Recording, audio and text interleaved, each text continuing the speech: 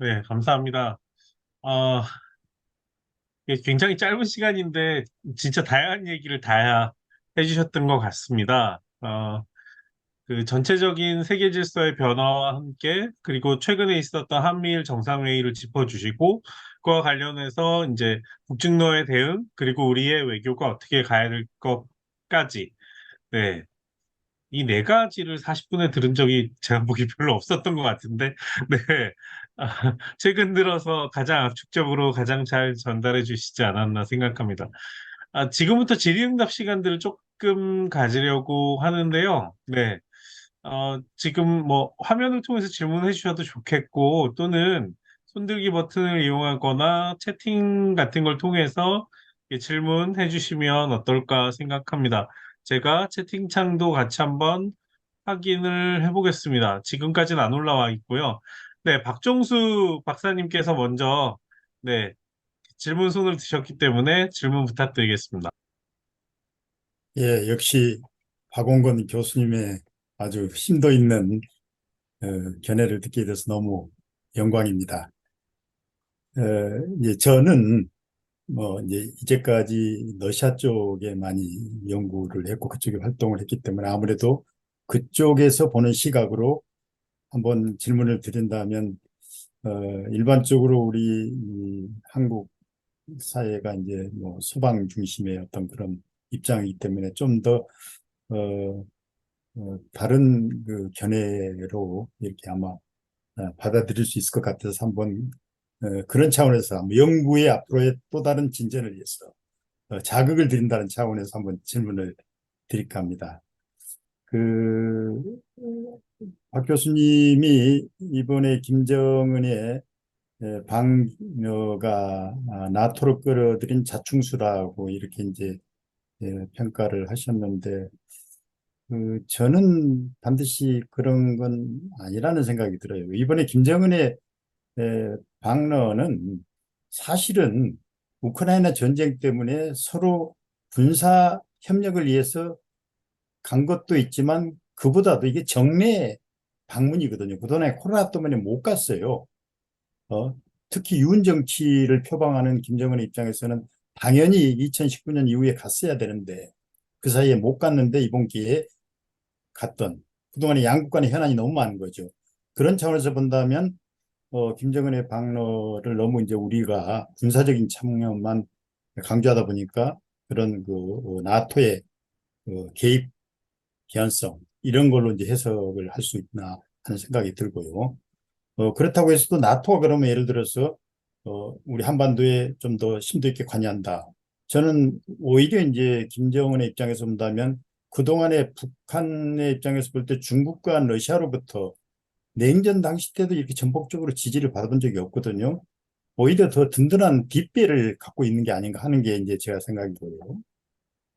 두 번째 중에 그 우크라이나 전쟁 관련해서 이제 중국과 북러가 입장이 좀 틀리다고 이제 이렇게 했는데 현재로서는 우크라이나 전쟁에 관한하는 중러하고 어, 중북의 차이가 있을 수는 있다고 봅니다.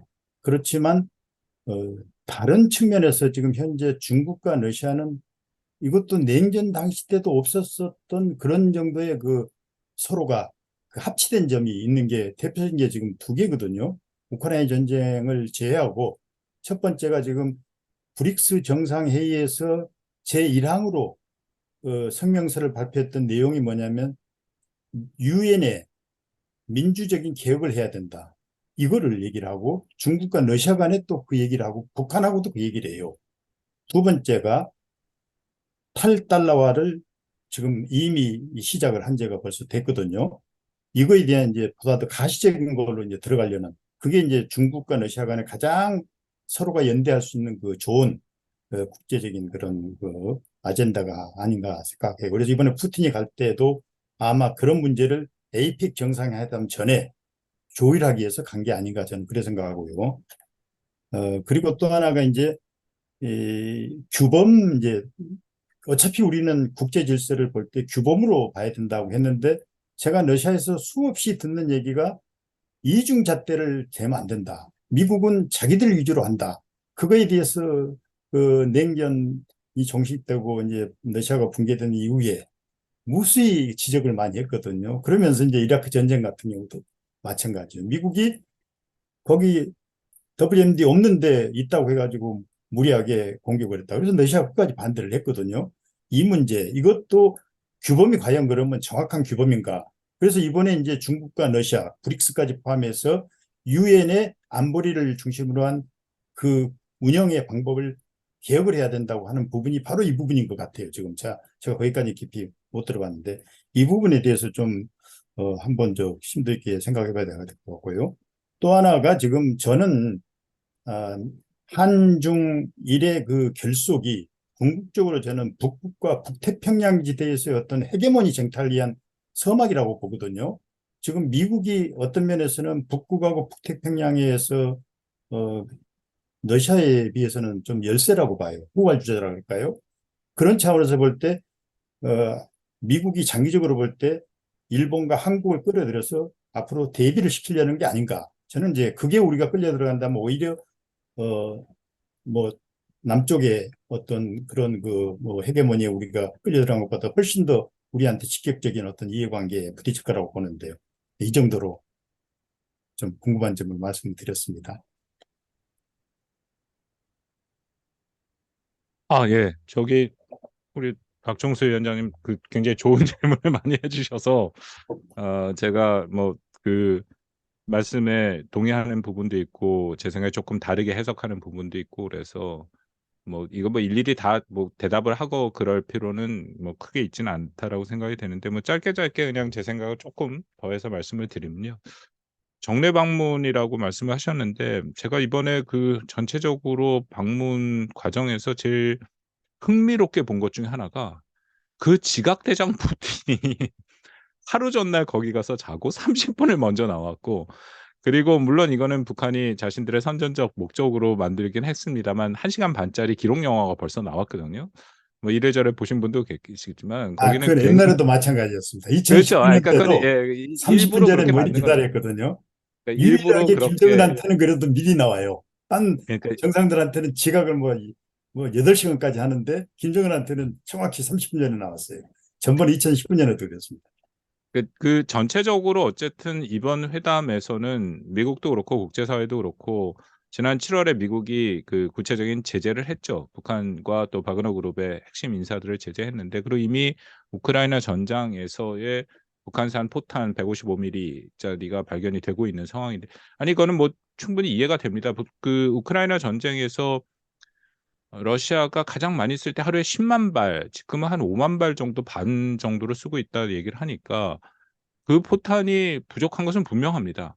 근데 문제는 그 포탄을 제공해 줄 수 있는 전 세계의 유일한 국가가 북한인 것도 분명하고 무기 체계 측면에서도 호환성이 있는 게 북한 무기 체계고 러시아 원래 소련을 기반으로 했으니까 그리고 또 하나는 재고를 갖고 있는 것도 북한이죠. 이번 우크라이나 전쟁이 아까 말씀드린 한반도의 영향은 이 남북한 모두 우크라이나 전쟁의 군사적인 측면에서의 의미가 있습니다. 왜냐하면 우리는 남북한이 지난 70년간 전쟁 중 이거 웃으면 안 되는데 전쟁 준비를 해왔기 때문에 우리에게는 무기가 있고 재고가 있죠. 그래서 우리가 갖고 있는 한국이 갖고 있는 155mm 포탄이 그렇게 되고 있는 상황이고 그러니까 그런 면에서 분명히 필요성은 있다라고 생각이 되고 이제 그런 면에서 푸틴의 이 김정은을 특별히 환대했고 또 앞으로의 상황을 보면 저희가 좀 더 명확하게 알 수 있을 겁니다만 우크라이나 전장에서 북한이 제공하는 그런 포탄들이 발견될 가능성은 여전히 있다라고 생각이 됩니다. 두 번째의 그 중러와의 문제 브릭스 얘기 탈달로 그거는 맞습니다. 그 중국과 러시아가 본격적인 협력을 강화하는 시점이 2018년 하반기에 미국이 본격적으로 중국 때리기에 들어가는 시점. 그건 어떻게 보면은 그 북한도 마찬가지죠. 그러니까 현재 북한과 중국, 러시아가 모두 미국이라는 공통의 적이 있는 것은 분명합니다. 그렇기 때문에 그들이 좀 더 협력을 하는 모습들이 보이는 것은 분명하다라고 생각이 되고요. 그 말씀하신 규범 이 미국이 이중잣대라는 거 뭐 그 너무 잘 압니다. 북한이 늘 하는 얘기고. 그리고 그 의견에서는 이제 박 위원장님 말씀에 저도 상당 부분 동의를 합니다. 미국이 과연 아까 말씀드린 규범에 기초한 국제 질서를 철저하게 지켜온 국가냐? 아닙니다. 그렇다고 뭐 모든 걸 다 무시한 것은 아니고 거의 구체적인 연구도 있는데 제가 숫자에 약한 사람이라서 미국이 해외 개입을 600번인가를 했는데 그중에 이 스스로가 말한 규범에 기초한 혹은 자유주의적인 국제 질서를 훼손한 게 100몇 차례인가 뭐 그렇게 나오더라고요. 그걸 계량적으로 한 연구도 있고 제가 숫자는 이게 확실치 않습니다. 대표적인 게 아까 말씀하신 그거죠. 이라크 침공 2003년 조지 W 부시가 한 거. 그거는 당연히 정당성 없는 전쟁인 거 맞습니다. 유엔에서도 통과가 안 됐고 유엔에서도 거기에 대한 동의와 합의가 이루어지지 않았고 처음에는 WMD라고 했는데 들어가서 없으니까 이제 바꿔서 체제 전환을 통한 민주평화론을 들고 나오고 이건 분명하게 침공이죠. 근데 제가 거기에 대해서 그럼에도 규범에 기초한 국제 질서를 계속 얘기한 거는 이게 미국과 항상 100% 같이 가자는 얘기가 아닙니다. 규범에 기초한 국제 질서를 일부 훼손하는 것은 미국 내에서도 발견이 됩니다. 예를 들어서 인플레이션 감축법 같은 경우에는 미국 내에서도 이것은 분명하게 WTO와 자유무역의 원칙을 훼손하는 행위다라고 얘기를 합니다. 그리고 정말 제가 너무 걱정하고 열심히 기도해야 된다고 생각하는 내년 미국 11월 대선에 트럼프가 다시 등장하면 규범에 기초한 국제 질서라는 것 자체의 의미가 거의 뭐 더 이상 존재하기 어려운 상황까지 갈 수도 있다라는 거죠. 그래서 제가 규범에 기초한 국제 질서를 얘기할 때는 단순히 미국과 모든 걸 맞춰 가겠다는 것이 아니라 때로는 미국이 이 부분에 대해서 훼손하고 지키지 않은 부분이 있으니까 그런 것들에 대해서도 같이 문제 제기를 해야 된다. 근데 이 문제 제기를 한국이 혼자서 할 수 없죠. 그래서 요즘 많이 얘기되는 이른바 like minded country라고 하는 동료 국가. 결국 자유민주주의 가치를 공유하는 국가가 될 수밖에 없는데 그 국가들과 함께 연계해서 미국에 대한 문제 제기도 하고 그리고 이 망가지고 일부 손상된 이 질서를 복원하는 데 같이 힘을 합쳐야 된다. 제가 이 말씀을 드린 게 앞에 처음에서 좀 비교적 자세하게 국제 질서를 얘기한 게 만약에 이 질서가 미국의 질서를 처음부터 안 지켰어. 물론 그렇게 주장하는 분들 계십니다만 저랑 잘 아는 우리 선배님 한 분도 그런 얘기를 하셔서 몇 번 디베이트하다가 제가 많이 야단을 맞았는데 어쨌든 간에 근데 그렇다면 저의 늘 질문은 그러면 대안은 뭐냐? 그냥 뭐 홉스적으로 가서 만인에 의한 만인의 투쟁으로 들어가는 게 맞느냐. 최소한 규범에 기초한 국제 질서라는 무정부 상태에서의 무정부가 무질서는 아니지 않습니까? 최소한의 질서를 부여했는데 그렇다면 이 질서가 중국이 말하는 인류 운동 공동체론이냐 아니면 GDI, GSI, GCI냐 저는 아니라고 보여요. 그러면 그렇다면은 뭐 19 세기적 다극 체제 유럽으로 돌아가 그것도 아니라고 보입니다. 그러면은 우리가 추구해야 할 비록 완전하진 않고 완벽하진 않지만 어떤 대안적인 국제 질서가 있냐? 저는 없다고 봅니다. 이 부분에 대해서 만약 대안적 국제 질서가 있다면 한번 정말 심각하게 고민을 해볼 만하죠. 안 보입니다. 그렇기 때문에 이것을 끌어가야 된다는 것이 저의 얘기고요. 한중의 결속은 박 위원장님 보시는 시각이 정말 이거는 동전의 앞면이나 뒷면이냐에 따라서 그렇게 보실 수도 있다고 보고 제가 보는 방법도 다른 이 지역의 인도태평양 지역에 중국이 등장한 건 결국 중국이란 국가의 정체성을 어떻게 놓고 보느냐부터 시작할 수밖에 없는 문제인데 과연 중국이 기존의 현상 유지에 만족하고 있냐? 그렇지는 않지 않습니까? 대만을 어 이른바 어쨌든 대만과의 통일을 하겠다라고 얘기하는 것 자체가 중국은 현상 타파적인 요소가 있고 그렇게 따면 남북 다 현상 타파적입니다. 우리도 통일이라는 게 현상 타파를 얘기하니까. 그렇다면은 중국이 그간에 보여준 아까 말씀드린 규범에 귀처한 국제 질서를 훨씬 더 미국보다 훨씬 거칠게 훼손한 내용들이 많이 있죠. 이제 그런 면에서 과연 그러면 한국은 어떻게 해야 될 것이냐, 일본은 어떻게 해야 될 것이냐. 저는 오히려 능동적으로 북한식 표현하면 주체적으로 우리가 이 선택을 하고 우리 국력에 걸맞게 나가는 것이 맞다고 생각합니다. 그래서 제가 규범에 기초한 국제 질서 또 인도 태평양 지역에서의 한미 협력의 강화 필요하다라고 말씀을 드린 겁니다. 예, 감사합니다. 감사합니다. 네, 감사합니다. 혹시 또 다른 분들 질문하고 싶으신 분들이 계실까요? 제가 채팅을 쳐다보는데, 네. 예, 하나 올랐네요. 네, 인턴 박철주가, 네, 질문을 했는데요. 이거는 아마 다른 사람들도 다 궁금해하는 질문이 아닐까 생각합니다. 제가 한번 음. 읽어보겠습니다. KPI 인턴 박철주입니다. 교수님은 트럼프가 다시 집권할 거라고 생각하시는지 궁금합니다. 최근에 나온 여론조사 동향을 봤을 때 불가능한 이야기는 아닌 것 같아 보였습니다라고 했고요. 여기에 이제 저도 질문을 같이 좀 덧붙여서 드리면, 그러니까 트럼프가 되겠냐 안 되겠냐 이것들도 중요하지만 정말 트럼프가 당선이 된다면 지금 얘기했던 이 제도화라든가 지속성의 문제는 바로 함정에 빠질 수 있는 게 아닌가 싶은데 그럴 때의 상황들은 어떻게 보시는지, 그러니까 전개되는 변화는 좀 같이 한번 짚어 주시겠습니까? 이국자님, 저는 제가 북한학과 교수예요. 왜 저한테 미국을 죄송합니다. 제가 뭐 하도 이것저것 하다 보니까 그래서 어떨 때는 제가 뭐 사실 합니다. 미국 미국 합니다. 예, 미국 하고 제가 뭐 아예 그래서 처음부터 저는 미국과 북한 연구자다라고 스스로를 고백하고 시작하고 있고요.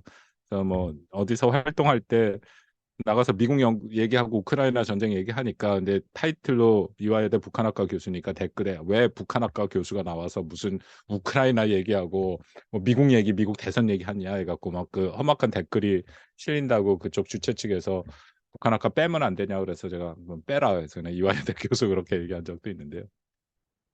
미국 대선 근데 저기 이국자님, 이런 질문은요 사실은 미국 연구자들한테 가장 곤혹스러운 질문입니다. 제가 이런 똑같은 질문을 미국 국내 정치를 하는 국내에 미국 국내 정치하는 분들이 있죠. 실명을 말씀드려 좀 죄송할 것 같긴데 경희대 서정건 교수님 얼마 전에 만났는데 제가 아예 돌직구로 첫 마디가 트럼프 돼요? 했더니 막 약간 좀 짜증 내시더라고. 그런 질문 하면 안 된다고. 아직도 한참 남았는데. 저도 마찬가지고 제가 흑역사가 있습니다. 흑역사. 2016년 그 선거 때 처음부터 끝까지 트럼프가 안 된다고 얘기를 했어요.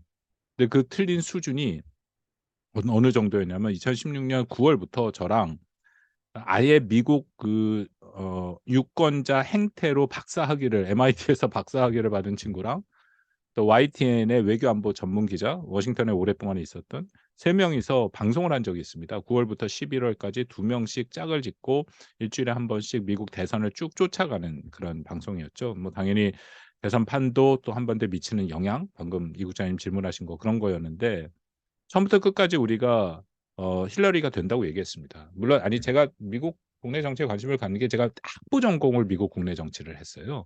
그 이후부터 계속 미국 국내 정치를 바라보고 있는데 그때도 그 실명은 이 사람은 얘기 안 하겠습니다만 아예 그 유권자 행태로 박사학위를 받은 그 친구한테 제가 이게 그 5개 주가 눈에 들어오는데 미국에 이른바 러스트벨트로 불리는 위스콘신 뭐 그런 주들인데요. 펜실베니아, 노스캐롤라이나 어쨌든 이 5개 주가 만약에 다 트럼프 일단 그 당시 여론조사를 보니까 다 오차 범위 내로 붙어 있더라고요. 그래서 제가 혹시 이 5개 주가 전체 다 그 여기서 트럼프가 이기면 이거는 선거 뒤집히는 거 아니냐 그랬더니 저보고 한 얘기가 정확히 기억납니다. 그런 얘기 하질 말래. 지난 5년간 여기는 항상 블루 스테이트였다라는 거죠. 블루 스테이트 그 민주당을 얘기하지 않습니까? 그 이긴 적이 없다.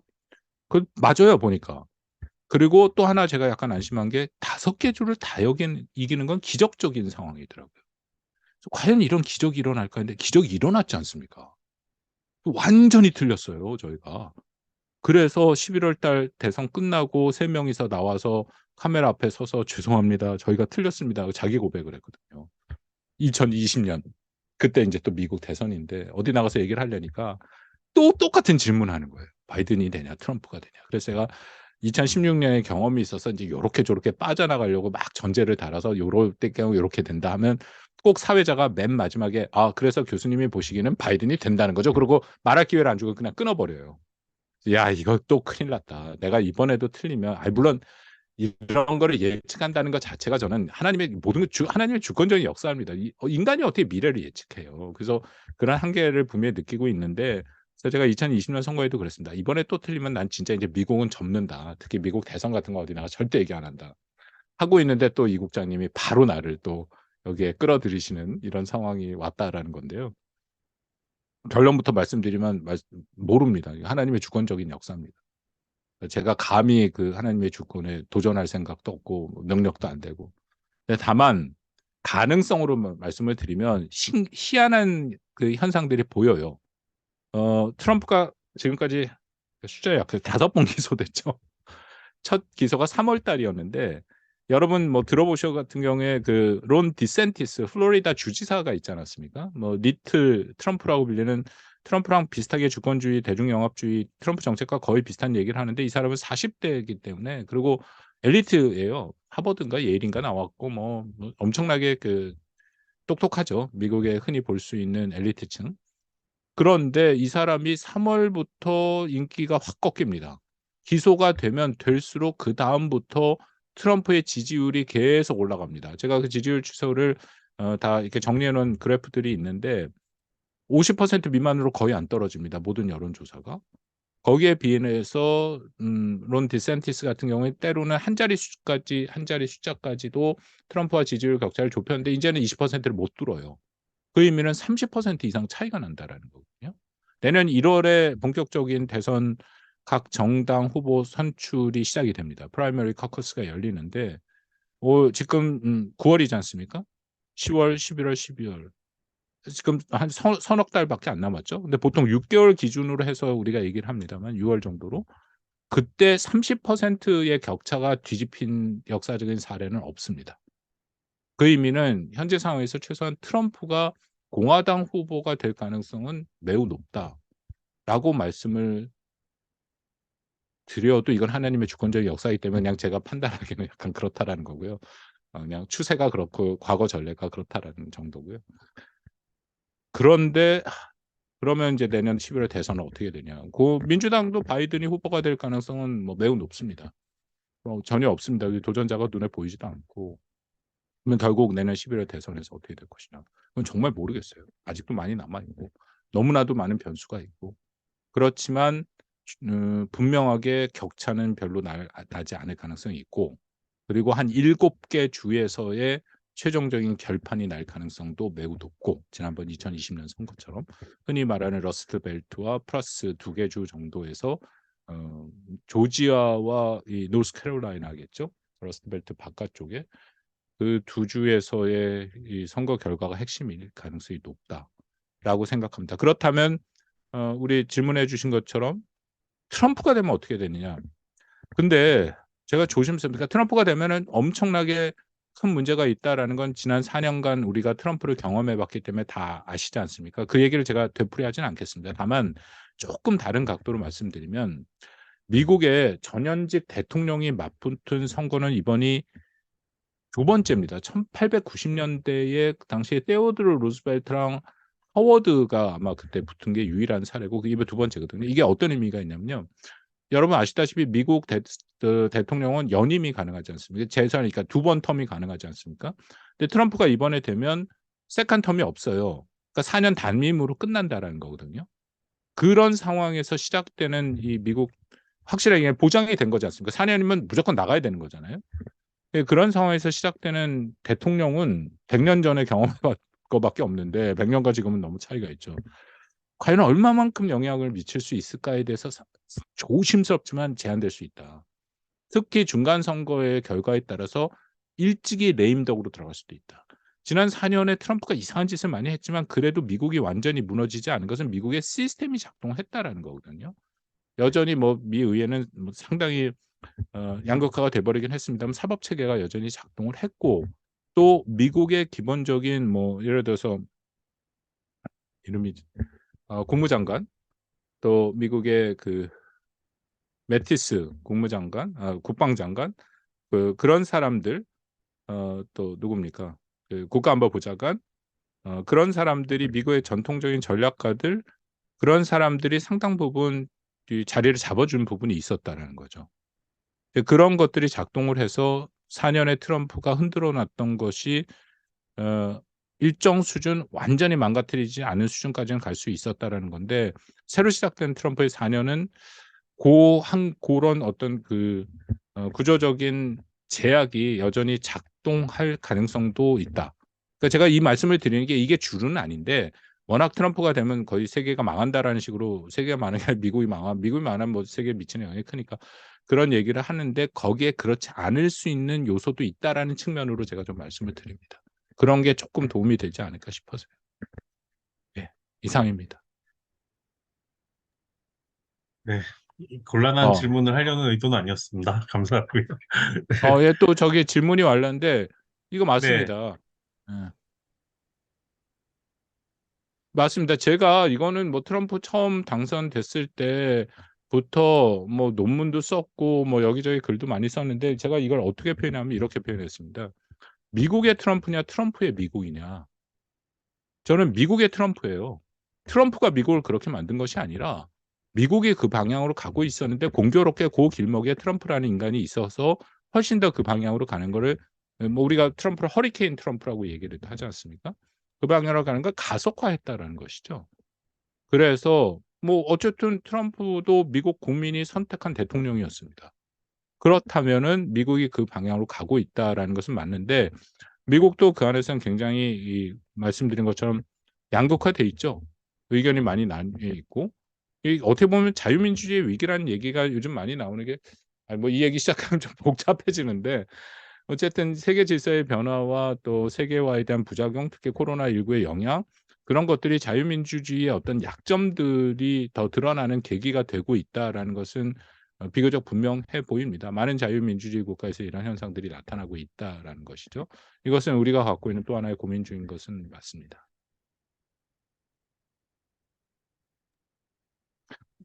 예. 이 감사합니다. 또 하나 저기 북한이 러시아에 무기를 네, 공급하고 질문. 우리는 우크라이나에 무기를 공급한다면 우리나라가 아까 잠깐 말씀드린 것처럼 우크라이나에 살상 무기죠. 공급하는 것은 아주, 아주 심각하고 매우 큰 의미를 부여하기 때문에 쉽게 결정할 일은 절대 아니라고 생각합니다. 아까 말씀드린 것처럼 규범에 기초한 국제 질서가 제가 중요하다고 얘기했는데 그거 못지않게 중요한 것은 한국이 앞으로 해 나갈 대외 정책의 연속성입니다. 일관성이죠. 어떤 결정을 했으면 그것을 쉽게 바꾸면 안 됩니다. 정말로 그것은 세계가 납득하고 '아 이건 바꿔야 된다.' 하는 상황까지 오지 않는 한 그것은 유지하는 것이 저는 매우 중요하다고 생각을 하거든요. 그렇다면 일단 "살상 무기를 우리가 제공하지 않겠다."라고 결정을 한 이상 그 살상 무기를 모든 세계의 국가들 심지어는 러시아조차도 '아 이거는 뭐 한국이 이래도 우리가 어쩔 수 없어.'라고 겉으로는 절대 인정 안 하겠지만 속으로는 일부 인정할 수 있는 상황까지 가지 않는 한 큰 틀에서 저는 제공하면 안 된다고 생각하는데요. 여기서 우리의 고민은 이겁니다. 이건 제가 다른 분들한테도 질문 저희 여쭤볼 수 있을 것 같은데요. 만약에 정말 만약에 러시아가 북한에 첨단 무기 기술 흔히 얘기 많이 되는 뭐 가능성은 저는 거의 없다고 봅니다만 예를 들어 뭐 핵 추진 잠수함 기술 그리고 뭐 인공위성 발사체 기술 또 대륙간 탄도미사일 기술 이제 그런 것들을 만약에 러시아가 북한한테 제공을 한다. 그러면 우리는 어떡할 것이냐. 그거는 분명히 러시아가 한국에 대해서 실전적 위협을 부과하는 북한의 도운 행위가 돼 버리거든요. 그럴 경우에 우리는 어떻게 해야 되냐. 저는 그 가능성이 크지 않다고 봅니다. 지금 말씀드린 그런 걸 러시아가 우리 박찬수 위원장님이 더 잘 아실 것 같은데 러시아가 정말 그런 걸 줄까요? 저는 줄 수 있는 가능성은 확실히 열려 있다고 봅니다. 왜 그러냐면 지금 현재 이제 우크라이나 전쟁이 에, 뭐 제가 보기에는 러시아가 지금 우세라고 이제 보고 있는데 현 상태로 간다면 어, 그런데 이제 예를 들어서 올 후반기에 F-16이라든가 이런 이제 뭐 전투기를 직접 공여를 했다. 그러면 이제 전황이 달라지잖아요. 그러고 이제 이게 어떻게 생각하면 이거는 조그만한 리틀 월드 워로 가는 이제 과정인데 그렇게 될 경우에는 러시아는 가만히 그냥 뭐 당하고 있지는 절대 않을 거예요. 이제까지 여러 가지 여건으로 볼 때 특히 지금 현재 완전히 자국 영토로 헌법상으로 편입한 4개 주 크림반도까지 해서 여기에 뭐 좀 공격을 받거나 하면 분명히 이제 거기엔 반대 액션을 취하는데 그렇다면 이제 북한으로부터 받을 수 있는 실탄이든 미사일이든 뭐든지 다 받을 수 있겠죠. 그러려면 그만한 대가를 치러야 되는데 그러면 북한이 요구한 거 줄 수밖에 없는 거죠. 예, 러시아하고 북한하고의 군사 협력이 어느 정도 가느냐 이거는 우크라이나 전황에 저는 달려 있다고 봅니다. 이게 만약 현재 수위보다도 텐션이 올라간다. 그렇다면 이제 상당히 위험한 수준으로 가고 그러면 그게 이제 유럽의 전쟁이 한반도의 전쟁으로 저는 전이가 될 수밖에 없는 그런 저도 위원장님 말씀에 만약 그렇게 가능성이 열려버린다면 그러면 한국이 우크라이나의 살상 무기 지원 가능성도 국내에서 그런 얘기들이 더 많이 나올 가능성은 높아지겠네요. 이렇게 그런 되면 이제 상황까지 간다면. 우리가 이제 완전히 거기에 연루가 된 거죠. 음. 이러면 이제 한반도 전쟁으로 좀 비화될 수밖에 없는 구도라고 보는 거죠. 그러니까 지금 저는 이틀 전에 우리 주한 러시아 플릭 대사를 초치해 가지고 외교부 장호진 차관이 강력하게 항의를 했잖아요. 군사협력 만약 무기를 제공한 뭐 이런 게 이제 발각이 되면 가만히 있지 않겠다고 했는데 예를 들어서 이제 우리가 러시아가 북한 무기를 받았다든가 아니면 뭐 군사협력을 했다든가 이런 증거를 우리가 제시했을 때 그때 그러면 이제 어떻게 할 거냐는 얘기죠. 그 다음 단계는. 이것도 상당히 이제 딜레마라고 봐요. 그래서 지금 우리 정부에서 너무 그냥 레토릭이 세지 않는가. 좀 외교적으로 좀 톤을 낮춰가면서 해야 되는데 지금 뭐 그냥 너무 러시아에 대해서 그냥 노골적으로 자존심을 건드리는 이런 레토릭이 지금 계속 이어지고 있거든요. 그래서 상당히 저는 우려스러워요. 어, 근데 그런 한국 입장에서 어쨌든 그러니까 우리의 입장만 놓고 본다면 그 북한한테 러시아가 방금 말씀드린 그런 첨단 무기 체계나 기술을 이전한다라는 것은 우리한테는 정말 심각한 위협이 될 수밖에 없습니다. 그렇게 되면 상당히 다른 현상으로 전개될 가능성을 배제할 수는 없다. 국내 분위기도 그렇고 뭐 여론도 그렇게 움직일 가능성도 있겠죠. 뭐 그 정도로 말씀드리겠습니다. 그건 너무 아직은 상황들이 어떻게 될지 그렇게까지 안 가야죠. 중요한 것은. 가면 안 되죠. 예. 근데 갈 수도 있는 그 가능성이 열려 있는 거죠, 이게. 음. 네, 지금 질문 조금 다 해주시긴 했는데요. 혹시 한 분 정도 다른 질문 혹시 있으실까요? 네, 지금 질문이 하나 올라와 예. 있는 것 같기도 한데요. 네, 정치와 외교학과 학부생 강병윤 예, 선생님이 제가 얘기해 봤습니다. 예. 주셨는데요. 예. 네, 저는 그 최근에 북한 이게 피크 차이나 아까 모두의 말씀을 드렸는데 중국이 현재 상황이 좀 복잡한 것은 분명합니다. 왜냐하면 중국 국내 정치적으로 여러 가지 특히 경제가 뭐 예전 같지 않은 모습은 여러 가지로 보이고 있고요. 뭐 그 중능 기업도 그렇고 BOE 안도 그렇고 뭐 심지어는 2008년 얘기까지도 나오는 그런 상황이기 때문에 2008년에 그 리만 브라더스 미국발 금융위기를 얘기합니다만 중국이 그럴 가능성까지도 조심스럽게 경제계에서는 얘기가 나오니까 특히 중국이 그 청년 실업률을 발표하지 않은 것들 뭐 여러 가지 상황들은 분명히 보입니다. 그러니까 제가 말씀드린 것은 중국이 그러기 때문에 현재 상황에서 이 중국도 그렇고 중국을 대하는 미국이나의 그 국가 입장을 보면 이게 상당히 이중적인 것들이 꽤 있습니다.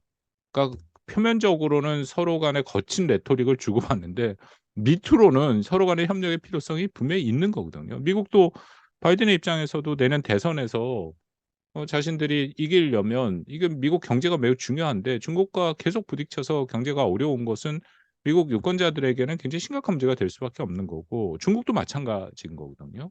그래서 물밑에 상당 부분 움직임이 있다라는 것은 뭐 보이는 거고요. 한국과의 관계도 제가 판단하기에는 그렇게 나쁘지는 않습니다. 나쁘지 않다는 기준이 어떻게 놓느냐에 따라 다르긴 하겠지만 한국이 윤석열 정부 들어서서 지난 1 년간 중국에 대해서 상호 존중과 호혜의 원칙에 따른 관계를 갖겠다 얘기를 하면서 사실은 굉장히 그 원칙적인 입장을 계속 얘기했죠. 중국이 거기에 대해 반발도 했고 근데 그럼에도 나타나는 현상 자체가 일정 수준 한중 간의 관계가 어려웠던 것들이 좀 풀리는 모습이 보입니다. 제가 한 가지만 예를 들면 한국이 그간의 사드 배치를 임시 배치로 하다가 마침내 인제 정식 배치가 됐죠. 이 고정 배치는 아닙니다. 정식 배치를 했는데 제가 그때 그 중국의 반응을 굉장히 기다리고 있었어요. 왜냐하면 잘 아시다시피 사드라는 것은 시진핑 주석이 직접 문제 제기한 거기 때문에 이것이 정식 배치됐을 때 중국이 당연히 반발할 수밖에 없는데 밤 10 시에 중국 외교부에서 뭔가 하나 딱 올라와서 보려고 하는데 금세 내려가 버리더라고요. 그다음에 중국 정부에서 공식 입장이 하나도 없었습니다. 중국 외교부에서 공식 입장이 없으니까 당연히 뭐 한국시보나 글로벌 타임스의 얘기도 없는 거고 그냥 넘어갔어요. 이게 왜 이럴까 하는 그런 부분에 대한 게 있고 최근에 유커들 푼 것도 그렇고 그리고 여전히 제가 최근에 외교부 쪽에서도 좀 얘기를 들었습니다만 한중일 정상회담 연말 물론 뭐 리창 총리가 오는 거긴 합니다만 가능성이 열려 있답니다. 그리고 최근에 왕이 박진 수준 또 차관보 수준 다차원의 대화가 오히려 열려 있어요. 얘기가 되더라고요. 거기에 한덕수 총리가 간다고 하는 항저우 아시안 게임 개막식에 간다. 이게 얘기가 되고 있거든요. 근데 이거는 우리가 잘한 뭐 그런 부분도 있긴 하겠지만 중국의 필요성과 서로 맞은 거죠. 중국도 현재 상황에서 더 이상의 확전을 원치 않는다. 아까 말씀드린 한미일 거기에 중국의 반응이 제가 그렇게 세지 않았다라고 얘기한 게 중국의 입장에서 불쾌하고 기분 나쁘긴 하지만 그렇다고 여기서 한국과 일본을 상대로 확전을 할 만한 상황은 아니다는 판단이 있는 것 같습니다. 물론 이게 어디까지 갈 수 있냐. 그러니까 여기서 뭐 저도 기회가 되면 계속 정부 얘기를 합니다만 우리 박정수 위원장님 말씀의 큰 틀에서도 저도 같은 얘기를 합니다. 지금까지는 어떻게든지 끌고 왔는데 그 대외 정책 특히 핵심은 중요한 건 러시아와 중국이잖아요. 이제부터가 중요하다. 한미일 대미 정책, 대일 정책은 명확한 모습을 보이고 한미일까지도 잘 구축해 놨는데 그러면 이런 상황에서 중국과 러시아와 어떻게 외교적인 공간을 확보하고 최소 수준 아니면 그 이상의 관계의 협력을 갖고 갈 수 있냐 매우 중요한데 잘 보이진 않아요. 어떤 목표를 갖고 어떻게 갈 것인가. 약간 대증적인 측면에서의 이 모습들은 그럭저럭 꾸려나가고 있는 모습은 보이는데 그 이상의 종국적으로 어떤 목표를 윤석열 정부가 러시아와 중국에 갖고 있느냐가 명확하게 보이진 않습니다. 그러니까 뭐 그런 부분에 대해서 저도 계속 문제 제기를 하고 있고 그걸 가져야겠죠. 어쨌든 무시할 수 없는 국가들이지 않습니까? 그런 부분은 중요하다고 생각합니다. 지금 중국과 러시아도 그렇고 러시아하고 북한도 지금 같이 공조를 하고 있는 부분이 유엔의 비민주적인 운영을 바꿔야 된다. 개혁을 해야 된다.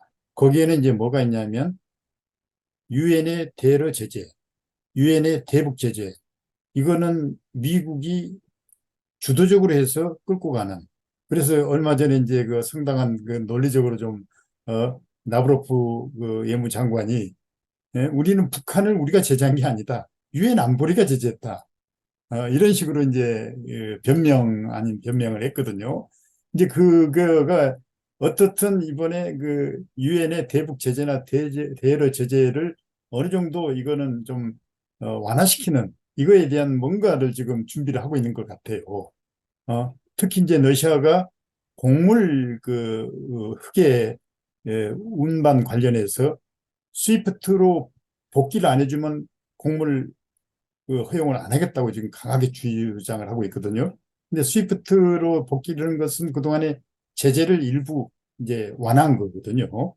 제재 중에 가장 큰 거죠. 그게 스위프트 탈퇴가. 근데 거기에 대해서는 어떻게 전망이 어떻게 가능성이 있다고 보세요?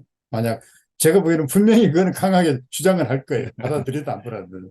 그 유엔 얘기를 꺼내면은 오늘 내로 못 끝날 수 있을 것 같아서 지금 유엔에 대해서는 뭐 이게 유엔 연설 바이든 대통령 연설 보셨겠지만 유엔의 뭐 안보리 상임이사회, 유엔의 안보리 이사회를 안보리 자체를 개혁. 이거는 사실은 20년 전부터 나왔던 얘기죠.